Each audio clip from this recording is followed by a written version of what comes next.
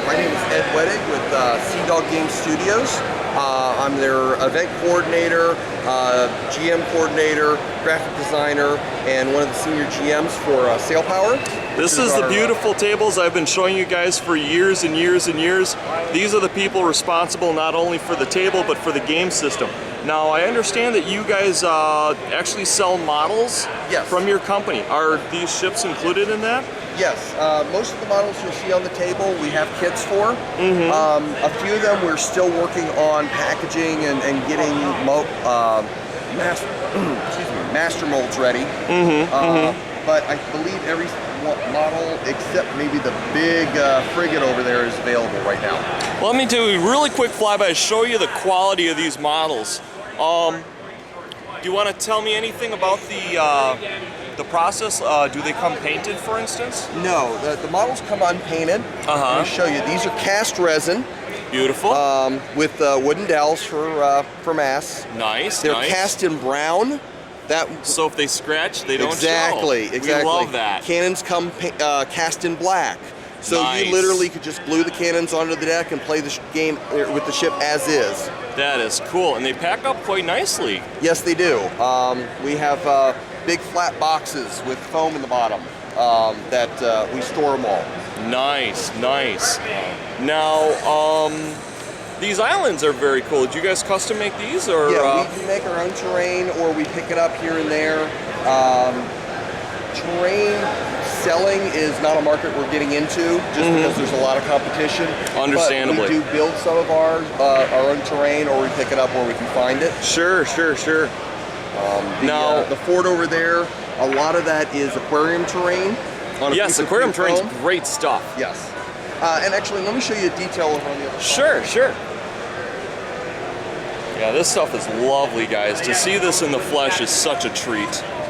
This wall right here, you've got this wonderful stone texture. What this is a bounty paper towel soaked in watered down Elmer's glue and then just applied right to the foam. Oh, that is so cool. And then you dry brush some paint over it to give it some detail. And you got your brick yes, that is wonderful. We're very pleased with how that came out. Now, this is a 15mm scale game, am I correct? We call it fun scale. It's approximately 15mm. But like 10 could work as well? Yes, and obviously the islands are scaled down a little bit, just so you have a lot of terrain to explore. Sure. Now, does this, I mean, I know there are a lot, Pirates was very big, the card game.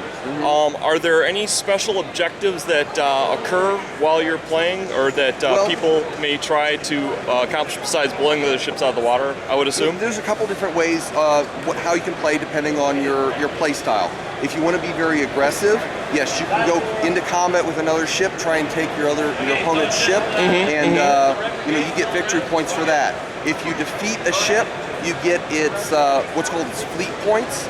If you put a crew on board that ship, you get the fleet points again, and if you make it back to port or make it to the end of the game, you get the third time. So you get like almost like a capture the flag, except it's capture the enemy ship kind of thing. Like a ship this size right here, in fact, in this previous game, one of the pirate players managed to take this ship. He got about 900 victory points just for defeating that ship. Okay. The other way that you can get victory points is you can treasure hunt. Oh, okay. All right. Excellent. We have our wonderful treasure chest. It is full of smaller treasure chests. Oh, that's cool. And you'll notice they have a number on the bottom. And that must be the value, I'd assume? No, it is actually where is it? We have a treasure list. The numbers go from 1 to 50. Oh, okay. I gotcha. And you look at the number, and it tells you how many victory points you get for finding it. Is that cool? If you keep it to the end of the game or take it back to port, you get this number. So you add the 2. So right here, like the shot locker is worth 1,000 points if you can keep it to the end of the game.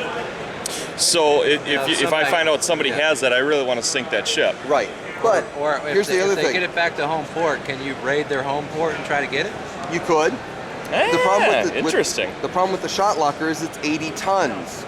One of these little Bermuda sloops only has 60 tons of cargo, so you can only take a part of that. Ah. Now you'll notice about 30% of our treasure chests are red. This is a very fun mechanic. These are protected by the dreaded men of the red chest. These might be savages, cannibals, cool. stranded deranged sailors. They will defend whatever's in this chest to the death, regardless of the odds. In fact, let's look at this. This is number 23. 23 is 20 men. That means this is probably cannibals, and this is somebody's lunch. When you go onto the island, everything in the game is a D20 based. So we would roll a D20. In this case, there are 2 men guarding those 20 men. Regardless of how many men are in your boarding party, those 2 men will fight to the death to prevent you from taking those 20 men. We can take them. Yes. Now, would those 20 men act as crew members? Yes, they join your crew. Now, in general, how many There men is do a you 20 send? men, and I believe there is a 10 men in here. So This is amazing. So when you land on an island, yes. do you declare how many men you're sending onto the island, or Actually, every ship has a ship sheet. This is how you control what's going on in your ship. Up here we have our wind arrow. This is the speed of the ship based on the wind direction. There's a giant wooden arrow down there. That is the wind direction. You compare it to the direction your ship is. You compare that to the direction your ship is facing. The next how box is often down do they here. roll? How often do they roll for The wind changes every turn, which is about 5 minutes of real time. Okay. The next is your crew allocation. We have this box over here for boarding. Boarding is the men you throw on an island to search or to board another ship. Your men on and deck. that goes down if they take damage. Correct. Got if it. they fight the men of the red chest. Actually, in our earlier game this morning, we had something happen that hasn't happened as long as I've been playing the game, which is about 3 or 4 years. We had the major. men of the red chest successfully defeat a larger boarding party. Wow. It was 20 men in boarding versus 17 men of the red chest. And the player rolled really badly and got his whole boarding force 20 wiped versus out. 7, and they. No, 20 versus 17. Oh, so it was only 3 pieces Yeah, difference. but And I take it they have a lower value fighting wise. yeah, they do not get any bonuses to their roll. The player does get additional bonuses based on what nationality he is. Okay. Okay, so, So- while you're on the island, your ship is moored, right? It's assumed that it's stopping. Like I said, each turn is And about since you 5 have- minutes of time. So the men jump off, look, jump back Okay. on, the ship moves on. Okay, and if they jump back while they're fighting the men of the red chest, say, and somebody else comes up, Yep. We had an issue in the center island there where we had 2 opposing forces boarding on the same island searching for treasure. And one opened fire with what we call small arms, basically rifles. Muskets, yeah. Muskets and rifles, and tried to kill the other one. And I think one I'm group thinking was more along the lines of 10 versus 20, and it went from the 20 went down to about 15, and the 10 went down to 2, who then ran away. I'm thinking about while you're on the island, you're short a few men on your ship for defense. Yes, So if you are. somebody comes up- if somebody comes up and try tries to to board your ship, tries to board your yes, ship, you do that's not what I'm have- thinking of. Yes, it can So happen. you do get minuses. So you want to be, when you're searching an island, you kind of want to make sure your ship is safe. So you don't want to put a whole bunch of people into the Right. boarding. Now the next part on the ship sheet, these are the different hit points of the different parts of your ship. Your hull, your bowsprit, your main mast, if you have a foremast, if you have a mizzen. I mean, if you look at the giant frigate over there, it's got all 3 masts.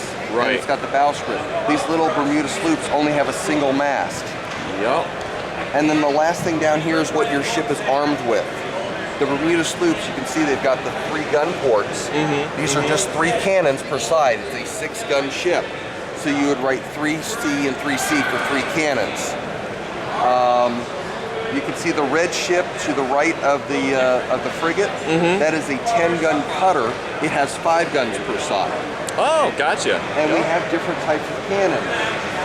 You have the long barrel and the short. Everything from a small swivel cannon. These fire about a ball the size of a golf ball, about a half-pound ball. So that's like anti-crew. Yes. Got it. They have an effective range of about 6 inches game scale. Then we got the light cannons. That's what the cutter is equipped with. Their Bermuda sloops have regular cannons. The big frigate had long guns. They have a longer range. You know, we go even up to the fun stuff. carronades, heavy carronades, and even shore batteries. The different Oh, ports they're have really shore bad. batteries that, yes. And the fun thing about shore batteries is they can be fire hot shot, which can set your ship on fire, right. Fire is bad on board a ship. Yeah. Oh, let me pull back. Very cool. Nice. Well, tell you what, how about I cut it here Okay. for sail power, and then we can talk about the other super cool game you guys do. All right. All right. Actually, the game designer's over here, so Awesome. let me go get What's him. the other game? Sounds you do? good. They do. Right